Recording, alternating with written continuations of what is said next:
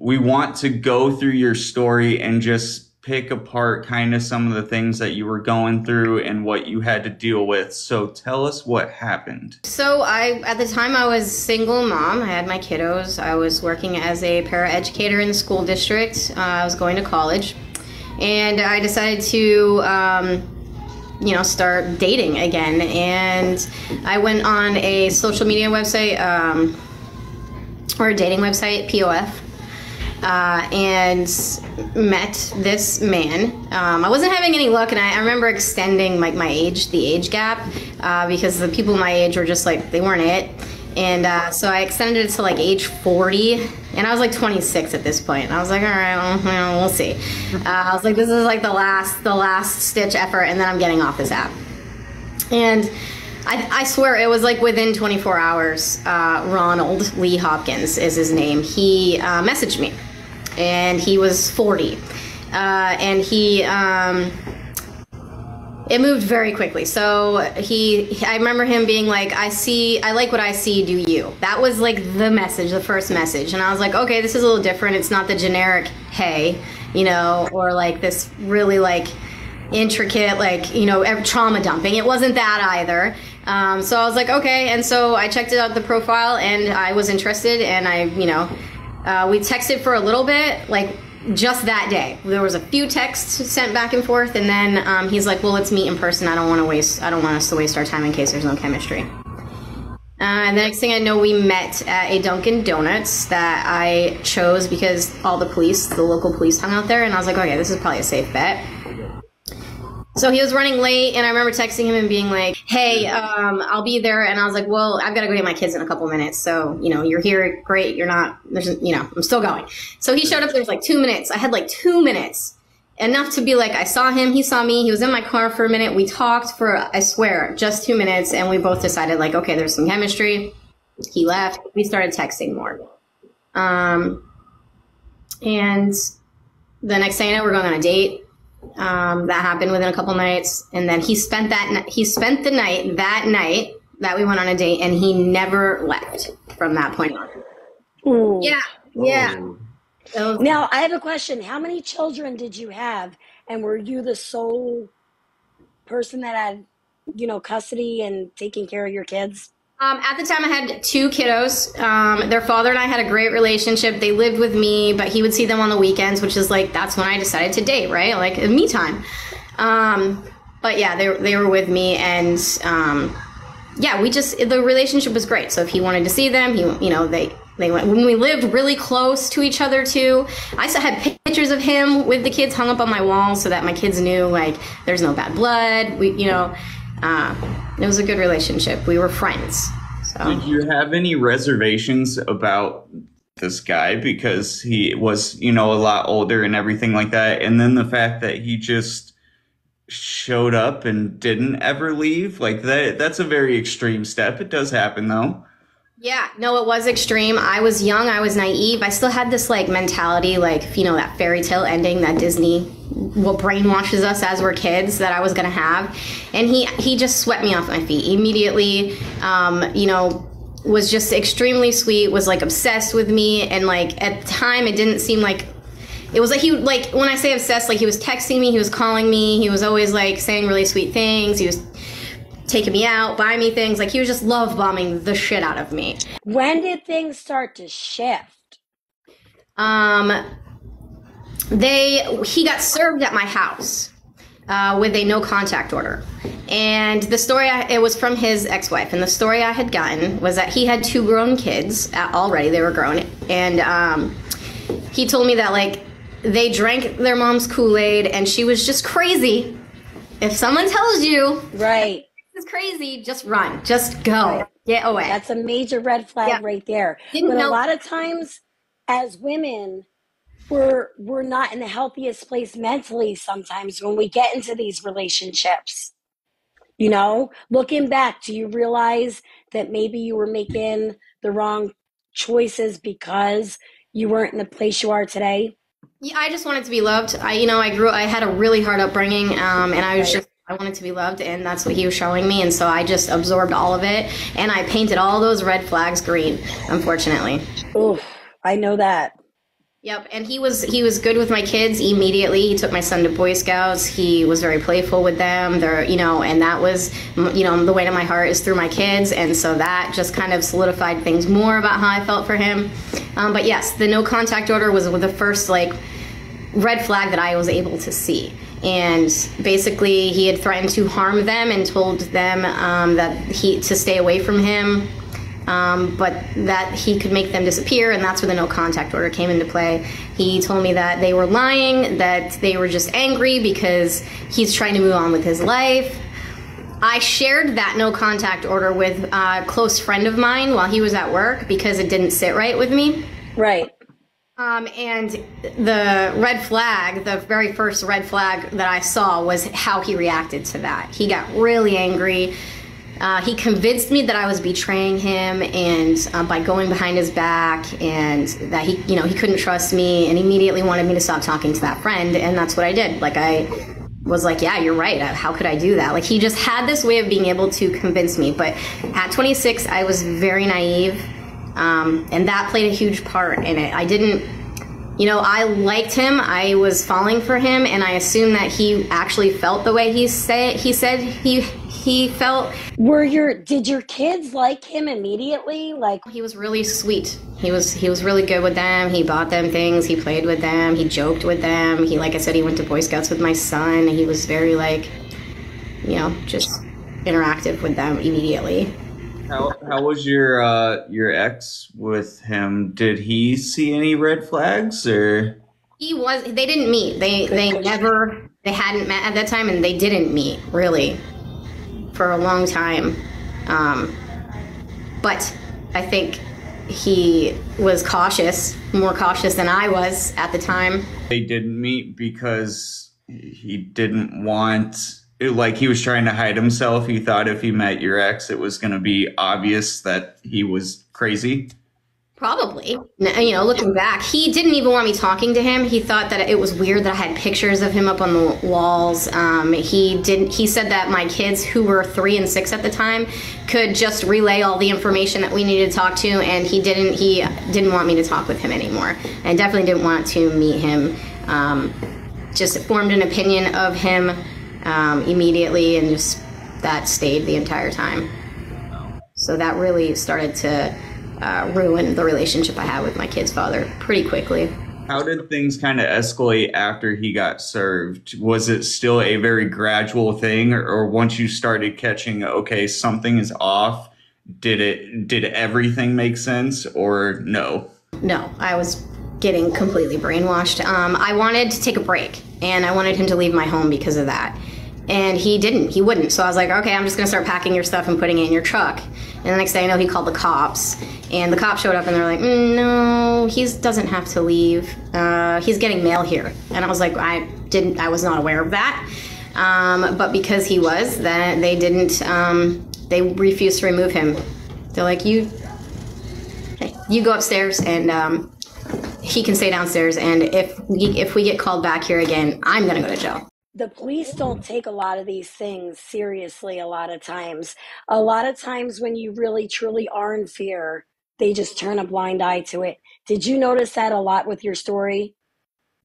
No, because I got to the point, I wouldn't call. I never called the police. I knew that it would probably turn out really badly for me if I did, so I just kind of stayed away.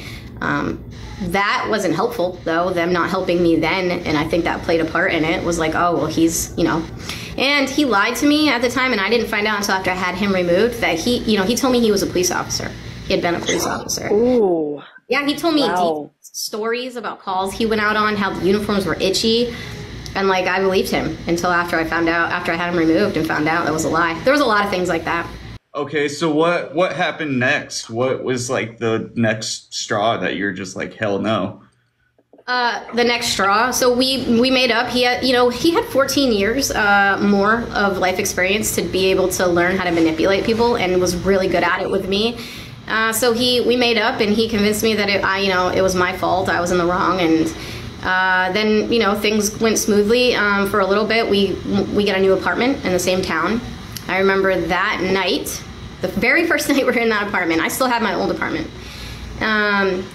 We got into an argument, something small, but he, you know, I remember being like, hey, I want to break again. I was like, no, I don't want to do this. And he's like, okay, give me my ring back. And he lunged at me as if he was going to, you know, try to rip my ring off my hand, just came at me. And I remember like recoiling back, and I kind of fell into the chair, and he took the chair and smashed into the window and broke the window. And immediately I panicked, and I was like, I don't want to be with you. I don't want this. I was like, just get away from me. Anything I can do, just give me space. He's like, oh no. He's like, that's when I found out. He's like, I used to be a police officer. He's like, I know how to get you arrested. And he called the cops. And I just sat there. I was kind of frozen. I'm like, you know, what do I do? So the cops came. They interviewed me. He had told them over the phone that I was drunk, belligerent, and hitting him. And while he was waiting for the police to show up, he took my TV and my printer and chucked it down the stairs, and then picked them back up and threw them in the river right across the street. So when the police came, I also told them that he had stolen my phone, wouldn't give it back. So they went and questioned him, and I could hear them in the bathroom talking with him, and he denied taking my phone, and they searched it and found my phone was stuck in between the toilet and the wall. So they arrested him for DV. And so, yeah, he got those charges. And at that point, I was already, there was a trauma bond already being built, you know, created there. So when he was going to the police station, I was texting him like, oh my God, what did you do? Why would you do that? That's crazy. The police officer called me and again threatened to put me in jail if I contacted him again. So this is twice I've called the police, and both times I've been threatened with jail.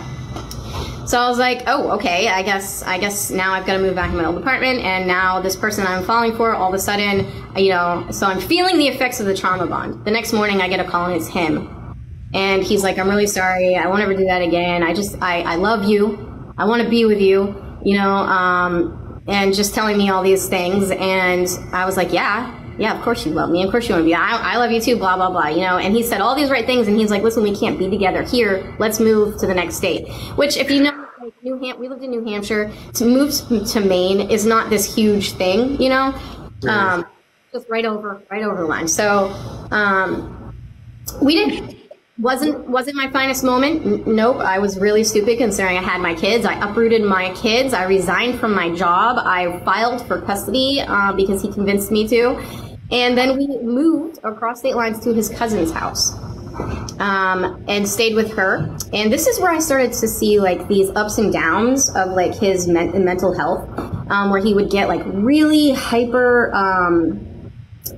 like really just had so many ideas. His thinking would get really fast. He'd be hypersexual. And then he would have these crashes where he'd get down into these real lows, but like he'd have to explode. And then he'd get down into the real low, and then it would start all over again, right? Things would be okay.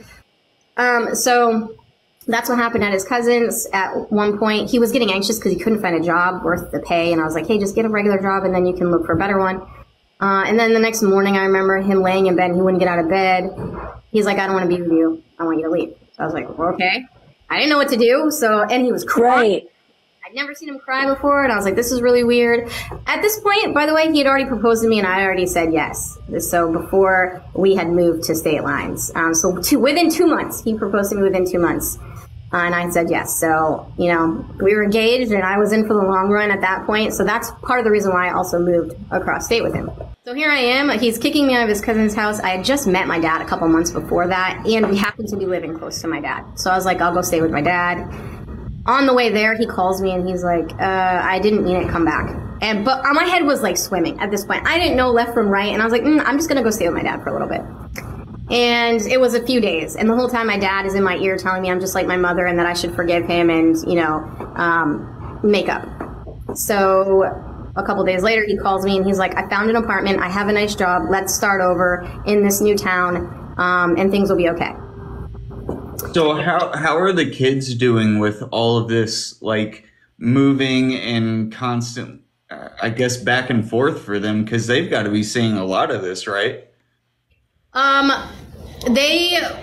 Because I filed for custody and took them out of school and tried to put them in a new school in Maine, the judge was like, and I agree with the judge, and I'm glad that he did this. The judge is like, no, give them back to dad until you guys have mediation. They can stay in the same school. So things weren't as crazy for them at that moment as they were for me. They still had, you know, they had their dad. So I was I was starting to get them on the weekends. I was getting them on the weekends at that point. So best thing that could happen in that situation. So I moved to Waterville, Maine with him. And that's when it just all went to shit. So we got into an argument over something stupid in that apartment. It was a Thursday, I remember, because the next day I was supposed to go get my kids for the weekend. And he knocked me to the floor and then picked me up, or he told me to get up and go get in the truck. And I went and got in the truck, and he hit me in my eyes and my nose. He gave me 2 black eyes and he busted my nose. And was it physical prior to this moment, or was it mental and then turned into okay? That was like the probably the first physical time that I remember. Okay. So, and the whole time he's convincing me it's my fault. And I'm like, yeah, you're right. Duh. Like, I messed up. My bad. Should have done the dishes. I don't freaking know. But it was something stupid. So we get back to the apartment, and he's like, don't let the landlord see you, because my eyes are just black. Everything was fine. We went to bed. He woke up the next morning. He was getting ready to go to work. He's like, and he was pretending like nothing happened. And even though I could barely see, and he's like, I marked your tire. Don't leave or I'll know. Don't let the landlord see you. If she comes in. And I had to hide under the blankets from her that day. I had to text my kid's father and tell him that I was sick. I couldn't pick up my kids. And I started panicking because we had mediation that following Monday. And I remember he came home with makeup. And I do not wear makeup. And he's like, here, try to wear makeup. And it looked terrible. I didn't know what the hell I was doing. And so then that Monday, he took off of work and took me to go get my makeup professionally done. And I remember walking in and the lady looking at me and just like in shock because of how humiliating that must have been for you to have to go have your makeup done and the other woman know pretty much what was going on. I don't even know if I felt that because I was just getting really numb and just so brainwashed at this point. Like he has messed with my head at that point, and in my head it was my fault. So I was like, oh, I deserve this. And so we got in there and she started doing my makeup, and then he went to the bathroom, and the second he went to the bathroom, she started whispering, and she's like, please don't leave with this man. Please let me call the cops. She was really worried. And I sat there and told her that it was my fault and that he was a good guy. And everything was going to be okay. I was assuring her. And right. It was tough. And then she did my makeup. She did an awesome job. I wish I remember who it was so I could reach out to her and tell her I'm doing well now, but I just don't know. But then we headed to mediation, and I remember him being like, don't touch your face, don't cry, and everything will be fine. And so at this point, I had already decided that I was going to have them for the week, and Dad was going to have them for the weekends. And the courts weren't involved. It was just mediation. We were going to hash it out. But on the way there, after that happened, I was like, I don't know what I'm doing. I'm stuck. I'm scared. I don't know what's going to happen next. I can't put my kids in a situation. So when we got there, I decided to give him the weeks and I would take the weekends because I couldn't not see my kids. Like I couldn't rationalize that in my head. So I felt like I was doing the right thing by doing that. So it went quickly. We got through it. We sat in different rooms because I know that if he had seen me, he would have known something was up. And then things kind of calmed down. So he had that explosive moment. Now the cycle, gets to start over. Things are calm for a little while. Then there was another incident that happened after a bit, where, it's pretty bad, and I don't really want to talk about it on here. But I was scared and ready to leave for the first time. So after it had happened, he went to sleep and I snuck out of my house because my brother, who I don't have a very close relationship to, happened to live down the street, which I didn't know when we moved there. So I had been kind of stopping in and seeing him and trying to build this relationship with him and thinking maybe he would notice signs. But, unfortunately, he's an addict and wasn't something he was picking up on. It's not his fault. But I remember sneaking out and going there and thinking, he'll know, I'll be able to tell him, I'll get out of this. And that wasn't the case. I got there, he was drinking. I was paranoid because I'd snuck out. And I was like, I need to get back. This is going to be really bad if he finds out. So as I'm returning home, we park along this fence. And as I'm pulling in, he pulls in behind me with his truck and smashes into my car. And I didn't even know. Were the kids in the car? No, I didn't have them. So he was very good about masking around my kids and never put his hands on me around my kids. That's what I wondered about, because I was wondering too, if you were at the point after he hurt you the first time, like, did you have times where, I don't know, maybe he exploded a little bit on the kids and you were worried he was going to do the same to them, or he completely hid it? As it went on, he would he was a piece of shit to them. He never put his hands on them. I think he knew that he would not be able to get away with that. He must have sensed something in me that he knew that would just be too far. But for the most part, he was still masking and being nice around my kids, not yelling even at me around my kids. I was very safe when I had my kids. So yeah, he smashes his car into me. He rips me out. He drags me upstairs. This is when he starts beating me with his belt, like whipping me and telling me I'm not his equal, and then I had to call him sir, and that anytime he felt like I needed my bell rung, that he would do it. So this is kind of where we were at in the relationship. And so that morning, he got up and went to work, and I was like, holy shit, I need to get out of here. I'm going to die. And so I called the DV center, and they got me out. But I was still texting with him. So if you're trying to get out of a DV relationship, you have to go no contact, or they will hoover you right back in. And unfortunately, I didn't know this stuff. So I was texting with him, and he was saying all the right things. I was still working at the school. I remember walking out one day, and he was standing in a hoodie on a rainy day right next to my car. And a staff member had seen it and must have known something was up, because they came out and got me, and they're like, oh, your supervisor needs to see you. And so when I went inside, they're like, what's going on? Something's obviously up. Are you safe? And I was like, no, not really. And they're like, well, let us transfer you, because I was like, I'm kind of stuck here. I can't get a job anywhere else. I don't have finances. I'm in the DV shelter. They transferred me. This is where my brain kind of blanks. I don't know where they transferred me.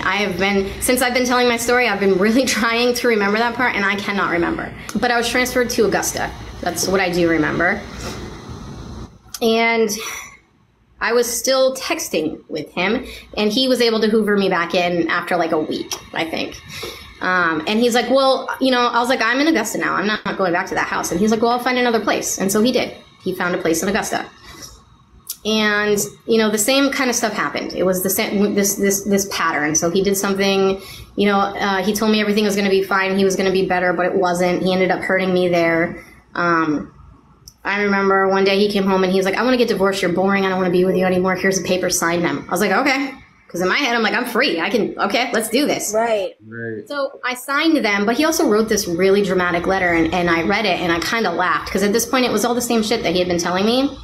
And I was stupid at the moment, and I laughed out loud, and it sent him into a rage, and he knocked me down to the floor and started kicking me in the ribs repeatedly. He dumped water on me, and he's like, this is the day that you're gonna DIE.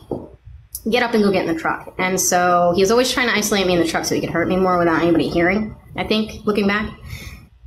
So I went to the door, and it was nighttime, and I remember opening the door, and there were construction workers working over here on the road.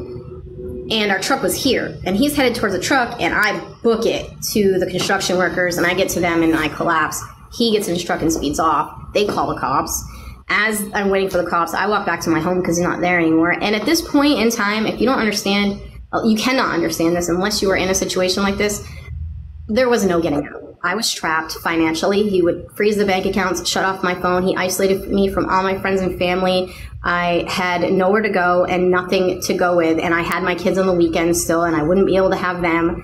And I knew that if I called the cops or I tried to get away from him, he would stalk me like he had, and he would unalive me if I were to ever call the cops. I knew those things. I was 100% sure of those things. So I, at that point, was just becoming this shell of my former version of myself, and I was giving up. So, I went and I sat on my steps because I knew the cops were coming. They came, and they're like, what's going on, Anastasia? You're all beaten up. What happened? And I was like, nothing. There's no point in telling them. I was like, nothing happened. Did you start questioning your own sanity and reality because of the things that he would say to you? No, I was completely convinced that I was in the wrong. That I was just this terrible person. He's really good at what he does. He's a malignant, narcissistic psychopath. He just was really good. And I was just this, he has had years on me. So he had this experience. He was extremely, predatory.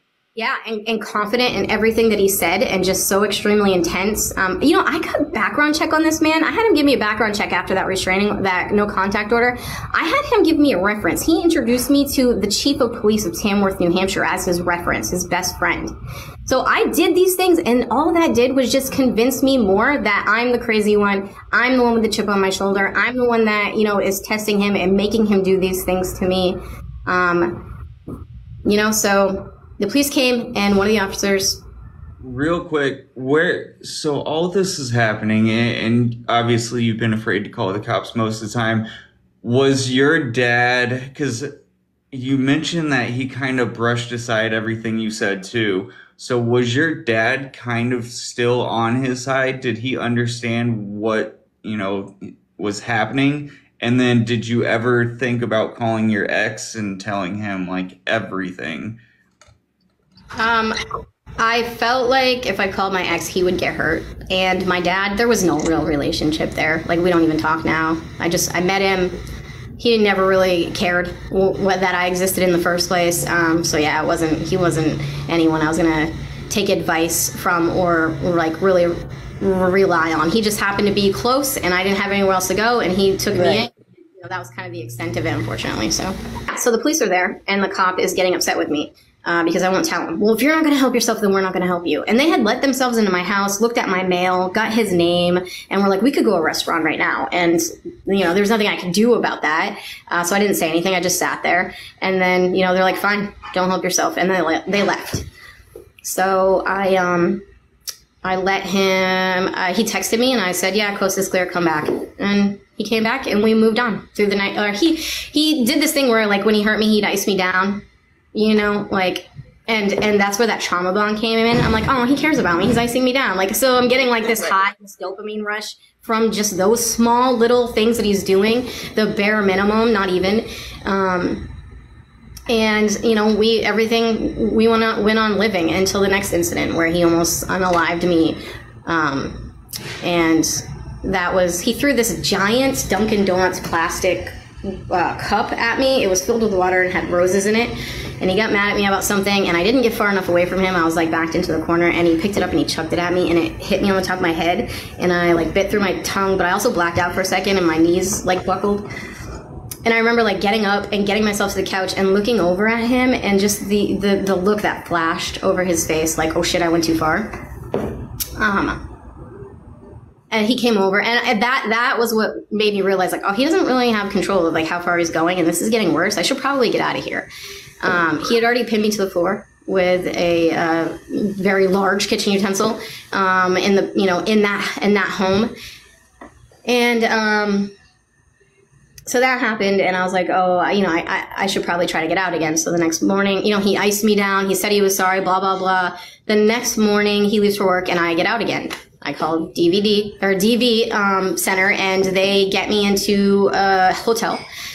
And this time I'm able to stay away from him for 2 whole weeks. And I got myself in therapy, but it was the same patterns. It's the same. How difficult was for you to go that no contact for 2 weeks? Because I know how difficult it is to do. I didn't go no contact. That was my mistake, is that I was texting with him still. And he was telling me, I'll go to therapy, we'll move, we'll start over in a new house again, everything will be fine. You know, we love each other, we're married at this point. We want to have kids. He had a vasectomy, so it was like this big ordeal to have him get a reversal and have kids and stuff. And he just said, you know, I was just so brainwashed, but he just always said all the right things. And the next thing I know, 2 weeks later, I'm living with him in Leamington, Maine. He found another home, and things are calming down. I feel like they were finally like starting to get better. And we were talking about having kids. He had gotten his vasectomy, and one of the rules was like, ugh, I hate even saying rules, but that's the way he was. One of the rules was like, if he's gonna get a vasectomy, there's no birth control, whatever. I was like, okay. We got pregnant very quickly with my daughter Oceanus, and I was like, when I got pregnant, I was like, yeah, things are gonna get way better, because who hits somebody who's pregnant, right? And it did not get better. He just changed what he did. He learned not to put marks on my face. He would hit me with like house shoes and really hard with pillows, and that sounds stupid, but it really freaking hurts to get hit with a pillow super hard. Oh, it does. You could get knocked right down. Right? Yeah, whiplash. And he's like almost 3 times my size. So I'm 4'11" and a half. He's 6'2", almost 300 pounds. So he's much larger than me. And so. Yeah, so he did this thing where he would talk incessantly and like scream at me and keep me sleep deprived, so that like I couldn't function or focus or anything. Because it would mess up your mental health. Right. Yeah, he had me convinced that I was the crazy one, that I ended up going and getting evaluated because he told me I was bipolar. Fun fact, I found out he was bipolar after I had him removed. He had been diagnosed bipolar. He never told me that, and he was convincing me that I was. So I got evaluated, and it came back as PTSD, severe PTSD. So I'm going to go ahead and blame that on him because... Yeah. You have every right to. Yeah. But yeah, so there was a point where I thought I was going to lose my daughter. I was throwing up after he was hurting me, and like he would whip me around like a rag doll, and he would just tease me like, okay, yeah, you can leave the house, sure. And he'd open the door and hold the keys and jingle them and be like, come on, come get the keys. And I knew the second I tried to get the keys, what he would do. He'd throw my shoes at me. But it got to the point where one of these times it did happen, and I went and I grabbed the keys. And he snatched me up and he slammed me down, and he picked me back up and he slammed me again. And I'm pregnant, and he slammed me against the door and he started choking me, like strangling me. And I remember he bought me this ridiculous size engagement ring because he was all about appearances.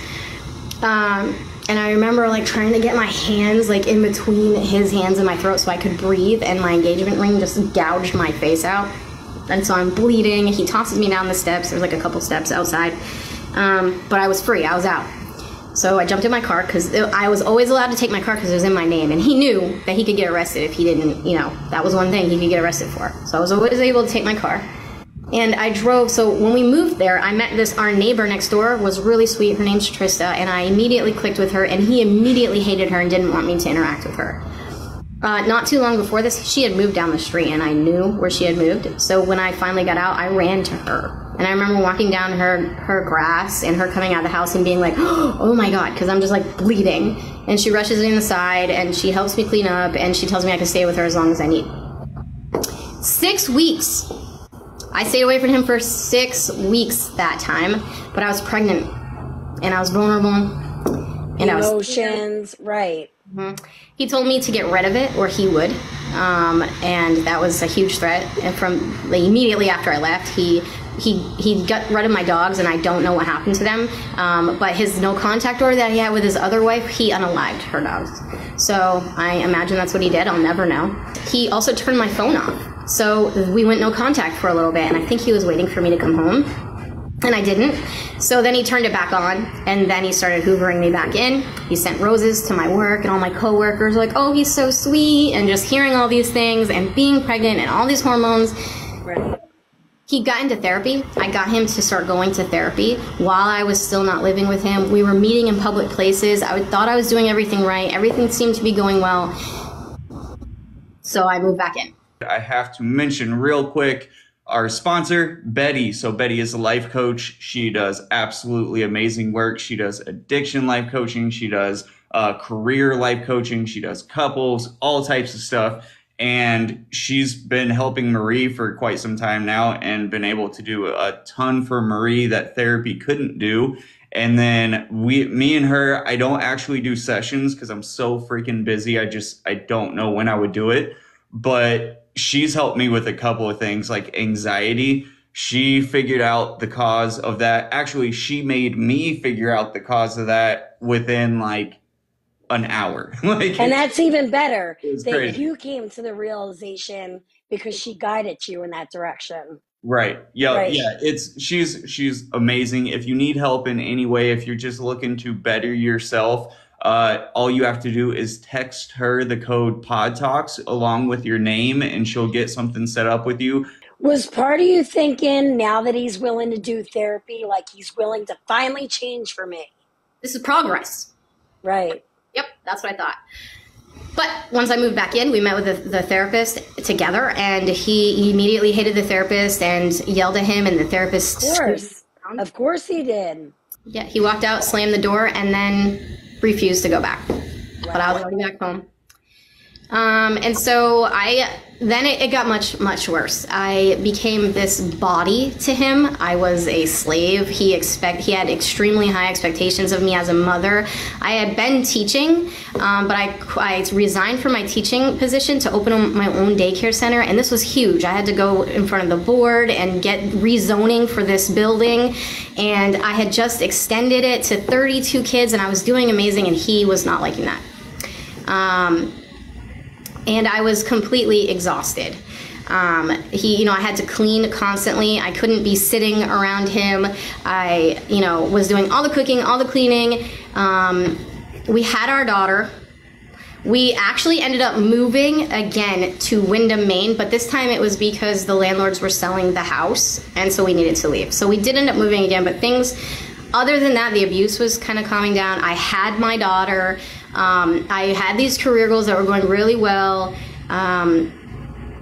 but I was a shell. I was like his complete slave, and I knew that I was never getting out. Having kids, you get postpartum. I was depressed, and I knew that I was not only was I never going to get out, but I really felt like he was going to unalive me. And I remember writing a letter and putting it in my desk at work, saying that if I ever disappear or if I ever am unalived, it wasn't me, it was him. And I just left it there for someone to find.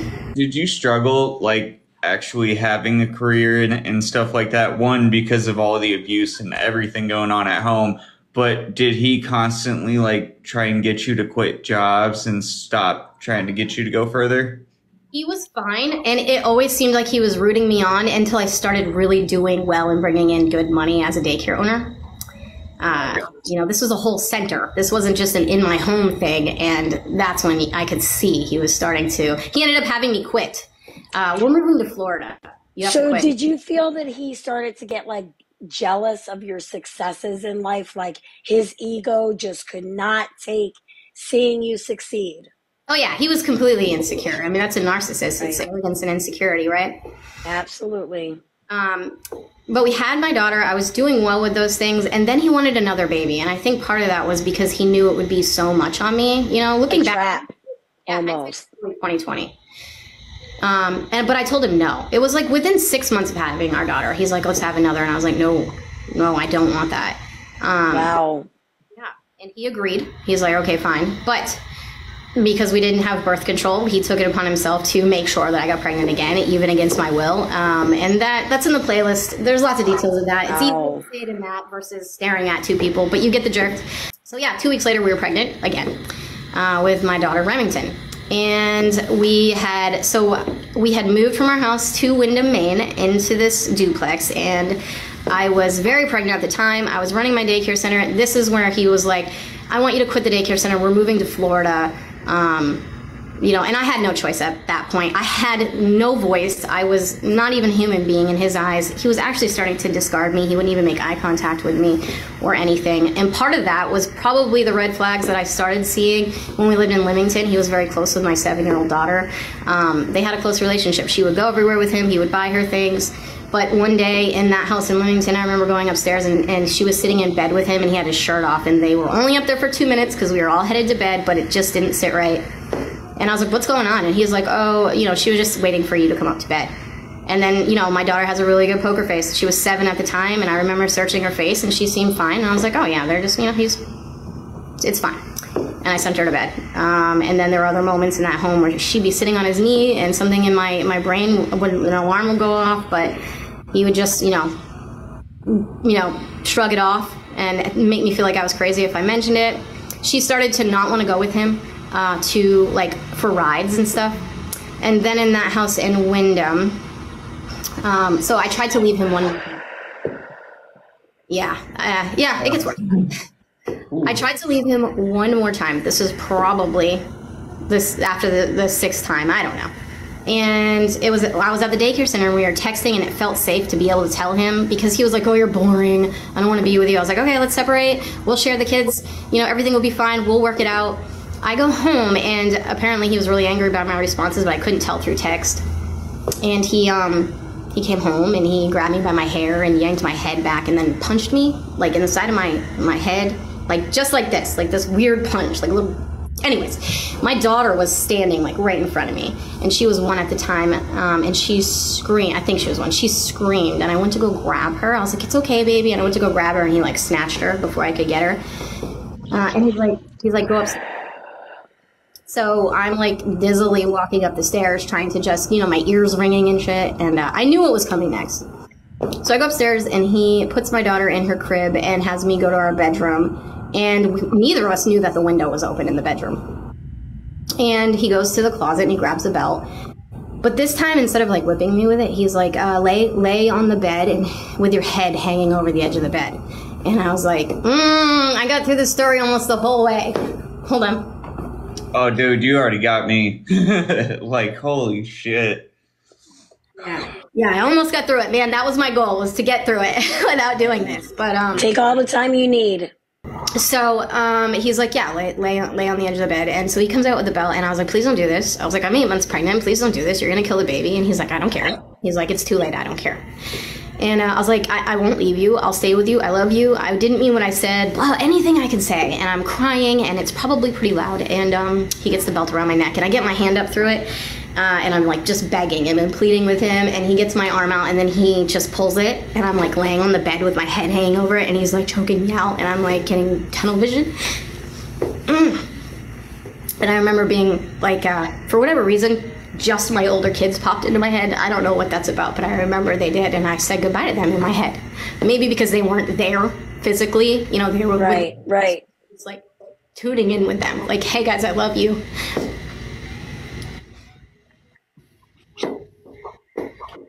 I sued this piece of shit for that.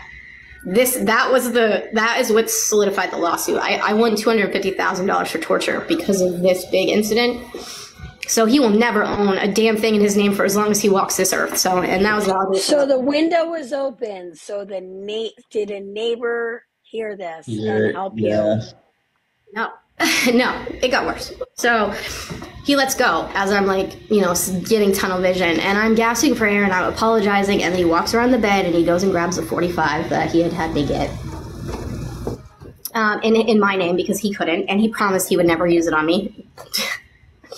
And he loads it in front of me and then like cocks it, and he goes, the police are here. Someone must have called them because they heard with the window open, but they must not have known like the apartment it was coming from. And he's like, if they knock, I'm going to shoot you, the baby, and then myself. And I remember being like, don't do that. Don't do that. He's like, it's too late. You're all red, obviously from him strangling me. But I was like, hey, I'll just get in the shower. I'll get in the shower. I'll turn the water on real hot. If they knock, when I get out, if they ask, I'll be like, yeah, I just was blasting the hot water. Everything will be fine. I was telling him whatever I needed to tell him to save my life and my child's life. And then we waited, and it felt like forever, and we just stood there in silence and waited, and he watched out the window, and they left. And then he walked up really close to me with the gun and pointed at me and said, if you ever try to leave me again, I will unalive you. And I was like, you don't ever have to worry about that again. I'm not going anywhere. And I think like a part of me just died at that moment. I was like, I just kind of gave up. I'm sure it did. It was really bad. But then he pretended like everything was fine and wanted to know what was for dinner. So that's how the rest of that day went. It was insane. So you always felt like you were on eggshells with this man. Oh, yeah. Always. Nothing I ever did was enough.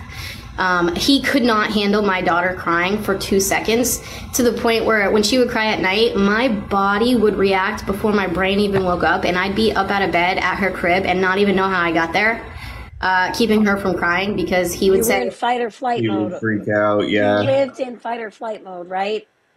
And he'd be like, take care of the crying or I will. And I knew what that meant.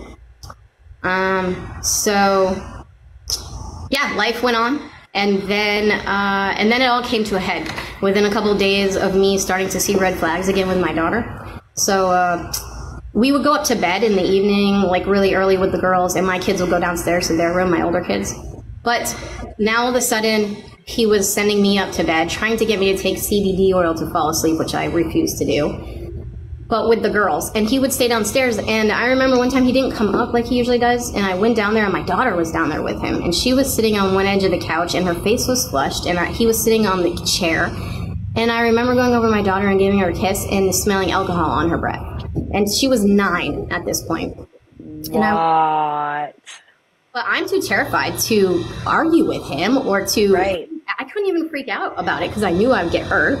So I sent her down to bed and we both went upstairs and I was able to say, hey, did you give her alcohol? And he's like, yeah, she seemed stressed. So I was trying to just help her relax. Yeah, and I remember being like, please don't ever do that again. And he just was like, whatever. And then went on with his night. The next day, he wanted to take my daughter by himself to get her hair done. And I was like, hey, wait, you know, I had already had my second daughter at this point.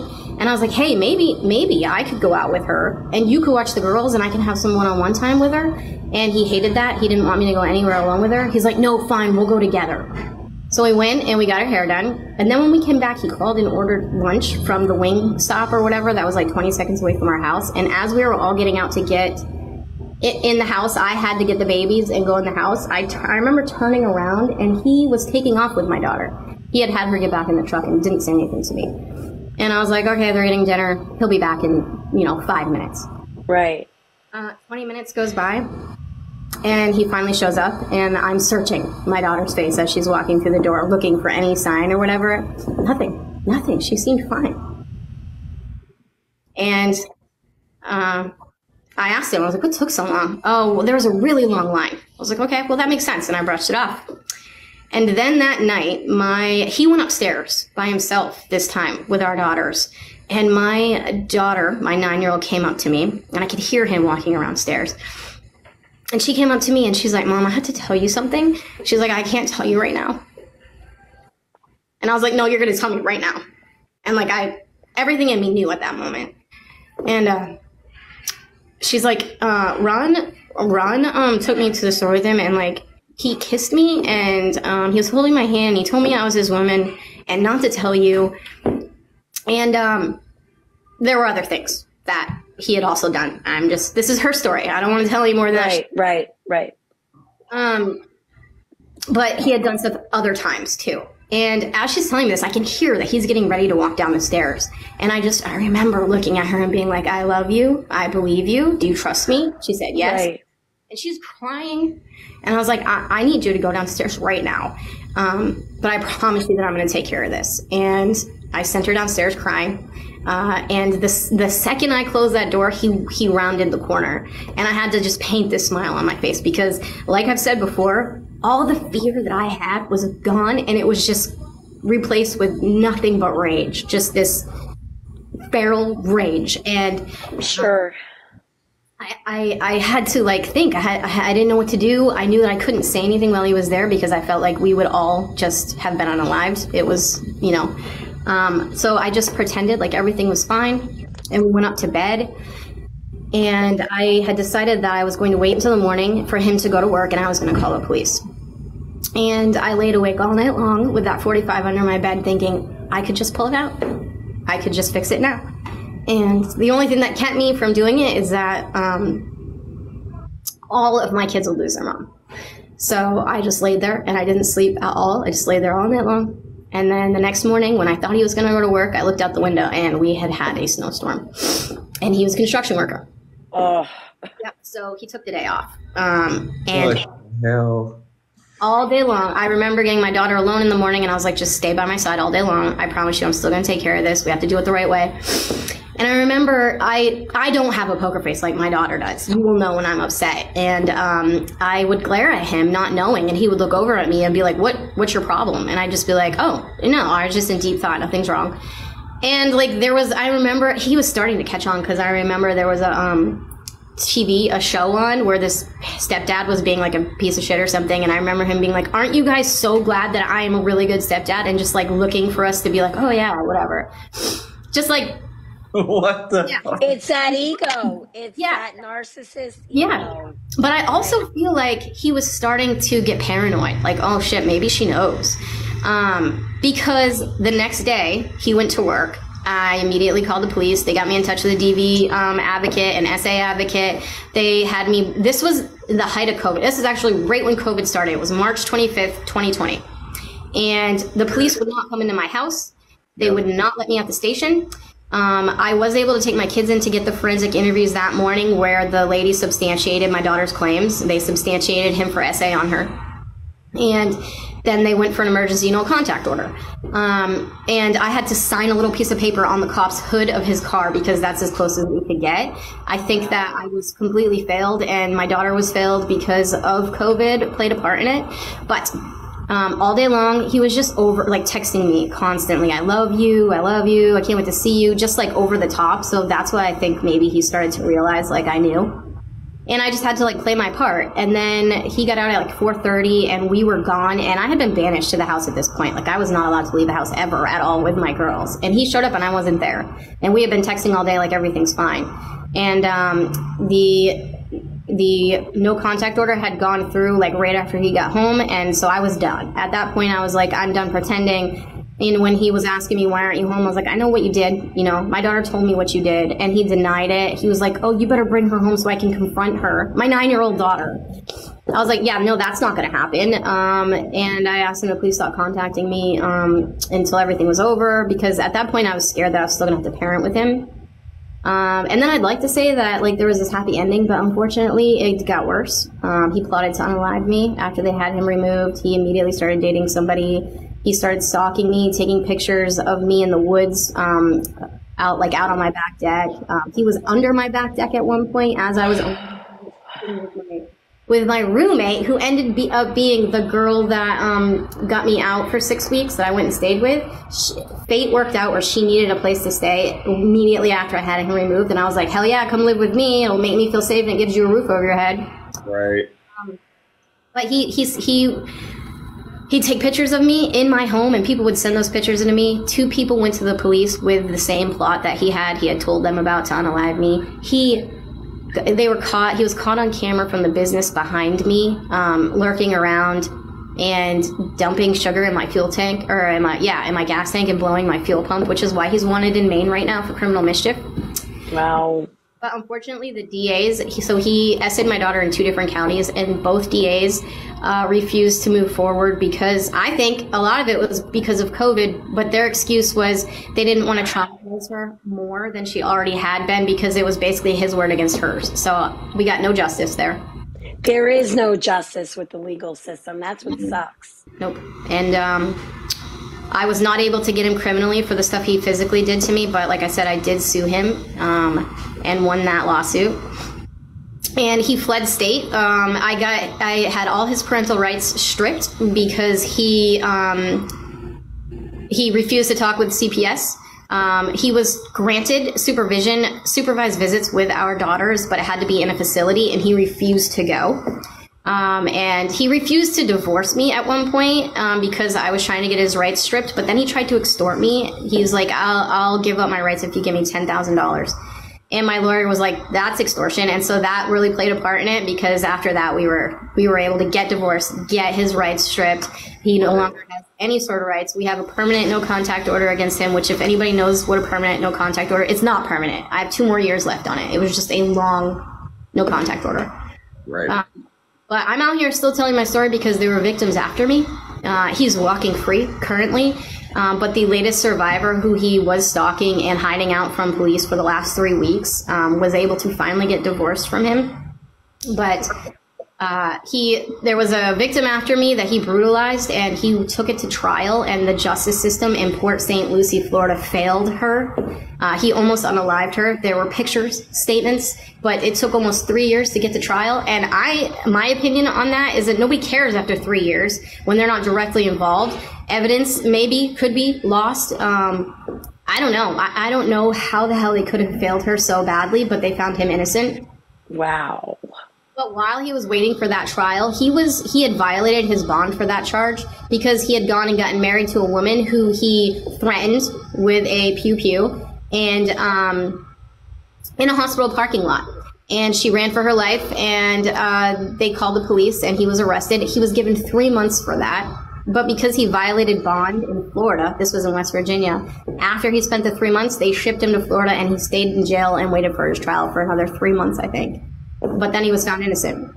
So since then, he's been out. He's back in Beckley, West Virginia. He's stalking his most recent victim. He now has an elderly woman isolated who thinks that she's dating him. So I don't even know if she knows she's in danger right now. And her family said that they are scared for her because he has completely isolated her from them. So now she's going to be his next victim. And I just pray that she survives it because she's, I don't know, 65.